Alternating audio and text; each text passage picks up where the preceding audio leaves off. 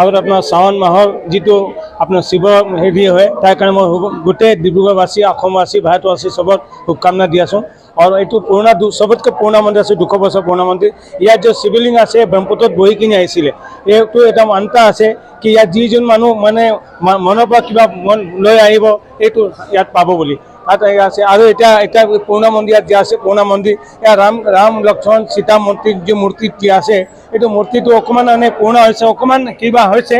আমি ভাবি আছোঁ ইয়াত হনুমানবী লগত নাই হনুমান লগত থাকিও আমি গকুলজী পাৰিকো আমি ইয়াত আপোনাৰ ৰিখা মন্দিৰত আমি হেৰি কৰিছোঁ তেওঁ মানে মন্দিৰ বনাইছিলে তাকে আমি আকৌ মাতিছোঁ কি আপুনি আহক আৰু ৰাইজে চব মিলি কিনি এইটো কাম কৰিম আপোনাৰ ৰাইজৰ সহায় লাগিব চব মিলি কিনি কাম কৰিলে সোনকালে হৈ যাব অহা 6 তাৰিখত আমাৰ লগত 10 তাৰিখত আমাৰ লগত এইটো কাম কৰি ষ্টাৰ্ট কৰিম 6 তাৰিখত আমি ইয়াত যে মূৰ্তি যে পুৰণা মূৰ্তি আছে এই মূৰ্তিটো অকণমান আমি বিসৰ্জন কাৰণে অকণমান হেৰি কৰিম তাৰ পণ্ডিতজীক সুধি কিনি তাৰপিছত 10 তাৰিখৰ আমি ইয়াত কাম ষ্টাৰ্ট কৰি দিম 4 মাহমান লাগিব তাৰপিছত আমি ভাল এটা মূৰত চাই কিনি আমি ইয়াত নতুনকৈ মূৰ্তিটো স্থাপনা কৰিম যথেষ্ট পুৰণা মন্দিৰ হয়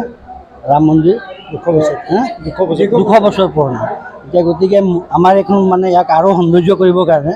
কিছুমান মূৰ্তিবিলাকো অকণ পুৰণা হৈছে আৰু পুৰণা হোৱাৰ কথা নহয় কিছুমান মানে ইয়াত ছেটিংটো আগত পুৰণা বস্তুটো পূৰা কমপ্লিটলি ৰামদুলাৰ হ'লে হনুমানজীৰ লগত থাকে এইটো এটা 3টা মূৰ্তি থকাৰ কাৰণে অলপ অসুবিধা হৈছিলে সেইটো সময়ত বহাই দিছিলে এতিয়া ৰামদুলাৰ বুলি ক'লে 4টা মূৰ্তিয়ে দৰকাৰ হ'ব ৰাম লক্ষ্মণ সীতা আৰু আপোনাৰ হনুমানজী এতিয়া এইটো এটা বৰ এটা বিৰাট ভাল লাগিছে তেওঁলোকে মই মানে এইটো সুবিধা পালোঁ ইয়াত আকৌ আহিবৰ কাৰণে কাৰণ আমাৰ ৰামদুলাৰ এটা হ'ল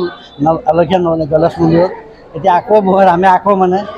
কৃষ্ণই আকৌ এটা সুবিধা দিছে সুযোগ দিছে এওঁলোকৰ সহায় সহযোগ পাম বুলি পিনে এওঁলোকে মোক কৈছে মই কৈছোঁ ময়ে ভাগ্যশালী যে আপোনালোকে মোক মাতিছে কাৰণ কি ঈশ্বৰৰ কৃপাৰ অবিহনে একো হ'ব নোৱাৰে এতিয়া আমি ভাবোঁ যে আমাৰ ৰাইজে মনেৰে প্ৰাণেৰে যদি এইখিনিত আগবাঢ়ি আহে কাৰণ কি এইটো ঐতিহ্য মন্দিৰটো এটা বহুত পুৰণা শিৱ মন্দিৰ হয় আৰু ইয়াত ৰাম থকা ৰাম আৰু শিৱৰ কথা মানে তেওঁ কৈছে তেওঁ মোৰ গুৰু তেওঁ কয় মই তোমাৰ গুৰু গতিকে ৰামৰ মন্দিৰ শিৱৰ মন্দিৰত ৰাম থকা এইটো বৰ ডাঙৰ কথা আৰু এই সুযোগ আৰু এই সুবিধা যদি কোনোবা আমাৰ ডিব্ৰুগড়বাসীয়ে ল'ব বুলি মই আশা কৰোঁ কাৰণ কি জীৰ্ণোদ্ধাৰ হ'ব এই মন্দিৰৰ গতিকে এতিয়া আমি চবে আগবাঢ়ি যোৱাটো আমাৰ উচিত বুলি ভাবিছোঁ আৰু মই মোৰ ফালৰ পৰা আজি আৰম্ভণিৰ কাৰণে নিজে আহিলোঁ আৰু এওঁলোকৰ সহায় সহযোগিতাত আগবাঢ়ি যোৱা মানে পূৰা সম্ভাৱনা আছে যে ধুনীয়া আছে এখন মন্দিৰ এটা অতি ধুনীয়া মন্দিৰ হৈ উঠিব আৰু ইয়াত এনেও বহুত ভক্তি থকা জেগা আৰু বিৰাট এই মন্দিৰৰ বহুত হেৰি এটা আছে আমি কি ক'ম শিৱ মন্দিৰৰ মানে এইটো অতি পুৰণি মন্দিৰ গতিকে এইখিনিয়ে ক'বলগীয়া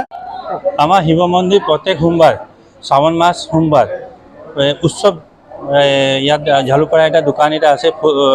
ডেকোৰেশ্যন দোকানটো তেখেতে প্ৰত্যেক সোমবাৰ যিমান শ্ৰাৱণ মাস আছে তেখেতে একদম নিঃশুল্ক ফ্ৰী অফ কষ্ট আমাৰ বাবা শৃংগাৰ কৰে আৰু বহুত সুন্দৰকৈ শৃংগাৰ কৰে তাত কোনো মানে এনেকুৱা আপুনি চাই পিনে আপোনাৰ মনটো মানে বহুত খুশ হ'ব তো প্ৰত্যেক আমাৰ সোমবাৰে আপুনি শৃংগাৰটো চাব পাৰে আৰু প্ৰত্যেক সোমবাৰ আমাৰ ইমান ভিৰ হয় ইয়াত মানে গোটেই ডিব্ৰুগড় ৰাইজে আহি ইয়াত অভিষেক কৰে পূজা কৰে ৰাতিপুৱা 4টাৰ পৰা ৰাতি 10টালৈকে মানে আপোনাৰ ভিৰে পাব আপোনাৰ মন্দিৰত আপুনি চবে ৰাইজে আহক চাওক মন্দিৰটো কিমান ডেভেলপ হৈছে আগতকৈ আৰু আমি চেষ্টা কৰিছোঁ আৰু ডেভেলপ কৰিবলৈ এতিয়া আমি নতুন কাৰিকৰী লৈছোঁ ৰাম দৰবাৰ